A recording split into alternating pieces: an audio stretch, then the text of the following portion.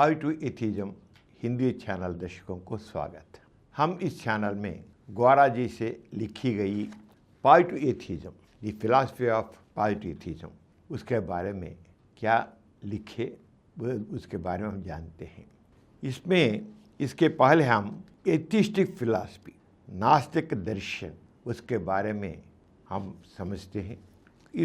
पीछे एपिसोड में गौरा जी नास्तिक दर्शन के बारे में हमको समझाते थे कि उनकी सरकारों की स्वामी है, जनता व्यक्ति उनकी सरकारों के स्वामी है और वो किसी को गुलाम नहीं है, सर्वशक्तिमान है, व्यक्ति सर्वशक्तिमान है, पूर्णतः स्वतंत्र, सर्वशक्तिमान, मनुष्य स्वामी है।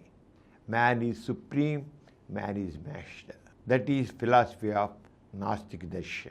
और क्या लिखते हैं इसके बारे में, क्या लिखे गौरा जी, अब आपको मैं समझाना चाहता हूँ। आप समझे ना, man is supreme, man is master, is उनके सरकारों के स्वामी है। वैसे इसी किसी को गुलाम नहीं, doesn't have any slave mindness.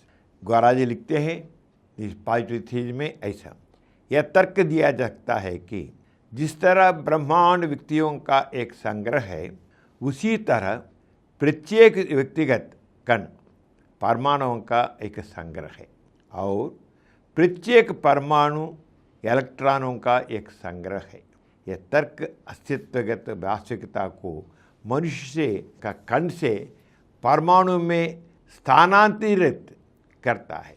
इस तर्क की भ्रांति तब स्पष्ट होती है जब हम मनुष्य को शुरुआती बिंदु के रूप में देखते हैं, जहाँ से उसकी कल्पना कृत्रिम रूप से, विश्लेषणात्मक रूप से ब्रह्मांड की ओर, इलेक्ट्रॉन की ओर बढ़ती है। यह ब्रह्मांड या इलेक्ट्रॉन नहीं है जो मनुष्य के बारे में सोचता है, बल्कि यह मनुष्य है जो उनके बारे में सोचता है, उन्हें आकार और विचार देता है। अतः मनुष्य ब्रह्मांड इलेक्ट्रॉनों की अवधारणाओं का लेखक है, वहाँ है, उनका निवास उसकी कल्पना में है। जैसे जैसे उसका अनुभव, अंतर्ज्ञान बदलता है, वे भी बदलते जाते हैं। तो अस्तित्व की वास्तविकता मनुष्य के साथ है, किसी कण या परमाणु से नहीं, जो लोग परमाणुओं के बारे में नहीं जानते। इस प्रकार गौरा जी व्यक्ति की सुप्रीमेसी, व्यक्ति स्वामी पर एवरीथिंग, उनका अस्तित्व ही नहीं है, अस्तित्व का जागरूकता पर निर्भर है। भौतिकवाद आस्तिक पद्धति में अंतिम है। भौतिक परिस्थितियों की अभिव्यक्ति वास्तव में आध्यात्मिक दार्शनिक अवधारणा से भिन्न है। आध्यात्मिकता की तुलना में भौतिकवाद का यह लाभ है। फिर भी भौतिकवाद का सिद्धांत जो व्यक्तिगत चेतन को सामाजिक जीव के अधीन करता है, आम ईमानदार आदमी की स्थिति में सुधार नहीं किया है। ईश्वर से पदार्थ में बदलने और मनुष्य को गुलाम बनाने और उसे स्वतंत्रता से वंचित करने के अलावा और कुछ भी नहीं।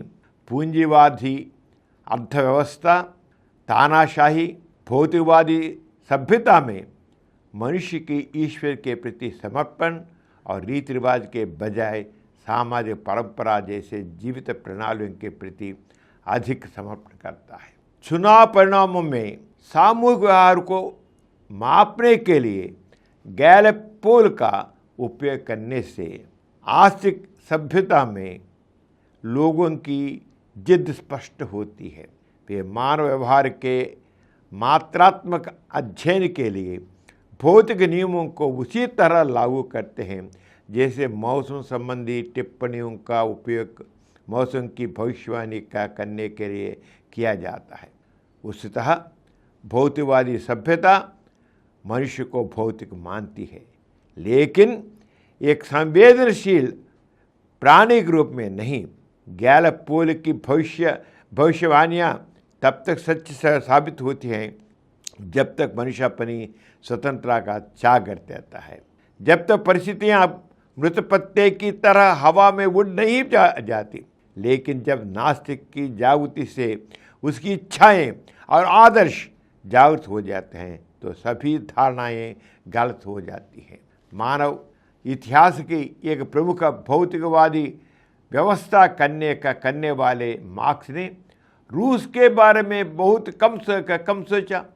उन्होंने औद्योगिकृत जर्मनी में प्रारंभिक सर्वहारा क्रांति की कल्पना की, लेकिन लेनिन की रणनीति और हिटलर की मूर्खता ने मार्क्स की गणना को उल्टा कर दिया।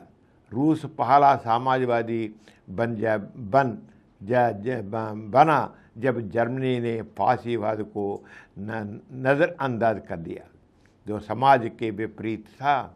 मनुष्य शारीरिक से अधिक मानसिक व्यक्तित्व वाला होता है। मानवहार में पूर्वान्वयिता भाग्य या सामाजिक जीव की द्वंद्वात्मकता के कारण नहीं है, लेकिन मनुष्य के निश्चित इरादों की स्थिरता के कारण आस्तिक सभ्यता में प्रचलित ज्योतिष, हस्तरेखा, भाग्य विधा और दूरदर्शिता नास्तिकों में अनुपस्थिति है। नास्तिक हमेशा नया विचारों के साथ गैलपोल को बाधित करते हैं।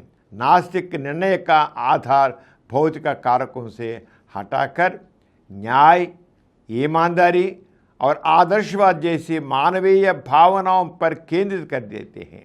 मुक्त इच्छा नास्तिकों को ईश्वर का गुलाम, सरकार का गुलाम, प्रथा का गुलाम, गुलामी व्यवस्थाओं की गुलामी से बिल्कुल अलग करती है। गांधी जी के सत्याग्रह अस्तित्ववादी दर्शन ने व्यक्तिगत स्वतंत्रता की मान्यता में बहुत योगदान दिया। सत्याग्रह का अर्थ है जो सत्य है उस पर कायम रहना। दृढ़ता का तात्पर्य सामाजिक जिम्मेदारी से है। स्वतंत्र इच्छा का तात्पर्य सामाजिक आवश्यकता से है। यदि कोई स्वयं को सत्य जानने के लिए समर्पित कर देता है तो धर्मशास्त्री नहीं बन जाता। एक सत्याग्रही न केवल सत्य को जानता है बल्कि समाज की संबंधों में उसका दावा भी करता है। अतः सच्चे के प्रति सक्रियता है, फिर भी सत्य सिद्ध और सच्चापन योग्य है, जिससे सत्य के निरंतर सत्यापन का द्वारा खुला रहता है। विचारों की पुष्टि और सम्मान करके मतभेदों को दूर किया जा सकता है। सत्याग्रह अपनी गतिविधियों के लिए हिंसा का सहारा नहीं लेता, इसलिए सत्याग्रह लोगों को स्वतंत्र, खुला, सामाजिक, अहिंसक रख ये नैतिक उत्कृष्टता के लक्षण हैं। गांधी जी के नेतृत्व में उठे जन आंदोलन ने व्यापक सहानुभूति प्राप्त की और लोगों के नैतिक मानकों को ऊपर उठाया। हालांकि आंदोलन मुख्य रूप से दक्षिण अफ्रीका में और भारत में औपनिवेशिक शासन के अन्याय के खिलाफ निर्देशित थे। उन्होंने दुनिया भर के स्वदेशी लोगों को भी इस तरह के अन्याय के खिलाफ जागरूक किया। इस प्रकार गौरा जी नास्तिक दर्शन में ये व्यक्ति स्वामी है, man is supreme, man slave man, no slave man to man. इसके बारे में क्या आपको ठीक तौर में समझने के लिए आप सभी पढ़िए पॉजिटिविज्म, सकारात्मक नास्तिकता, इसके बारे में और क्या वो नास्तिक दर्शन के बारे में गौरा जी कहते हैं अगले एपिसोड में हम जानेंगे। तब तक विदा लेता हूँ, नमस्ते। और कुछ वीडियो के लिए 20 करोड़ से अधिक व्यूज प्राप्त किया। समरन चैनल समर्पित पॉजिटिव एथिज्म हिंदी चैनल को सब्सक्राइब कीजिए, लाइक कीजिए, शेयर कीजिए और नीचे हुए घंटे के निशान पर दबाइए।